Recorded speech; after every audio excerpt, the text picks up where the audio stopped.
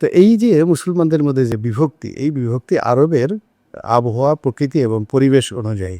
আরবে যদি ধরেন ৩টি জাতিগোষ্ঠী তারা সভ্যতার সূচনা করেছে, যেটিকে সেমিটিক সভ্যতা বলা হয়, যেটিকে ব্যাবিলনীয় সভ্যতা বলা হয়, যেটিকে ইরানিয়ান পার্সিয়ান সংস্কৃতি বলা হয়। তো একটা হলো পারস্য কেন্দ্রিক একটা সভ্যতা গড়ে উঠেছে দজলা এবং ফুরাত নদীর উপকূলে, সাতিল আরবের উপকূলে, যেখানে ব্যাবিলনীয় সভ্যতা এবং যেটাকে মেসোপটেমিয়া এবং ব্যাবিলনীয় সভ্যতা বলা হয়। আরেকটি সভ্যতা হলো যেটা রোমান সাম্রাজ্যের প্রথম থেকেই নির্ভরশীল হলো সিরিয়াতে।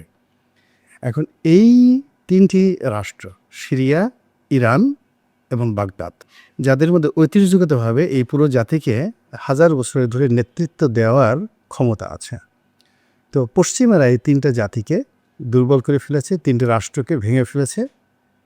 আর যারা কখনোই আরব জাতিকে নেতৃত্ব দেয়নি, নেতৃত্ব দেওয়ার মতো কোনো যোগ্যতাই তাদের কখনো হয়নি, সেই সকল রাষ্ট্র, যেমন ধরুন কাতার, সংযুক্ত আরব আমিরাত, কুয়েত, সৌদি আরবিয়া, এই সকল রাষ্ট্র যারা ওদের বন্ধু, সমস্ত মধ্যপ্রাচ্যের 90% ধন সম্পদ এখন তাদের হাতে, এবং তাদেরকে নাগরিক জীবন, বিত্ত বিলাস এবং প্রোটেকশনের পশ্চিমারা এমনভাবে করে রেখেছে যে এদের মধ্যে তো রক্তের মধ্যে কখনো যুদ্ধ ছিল না, তো কখনো যুদ্ধ ছিল না।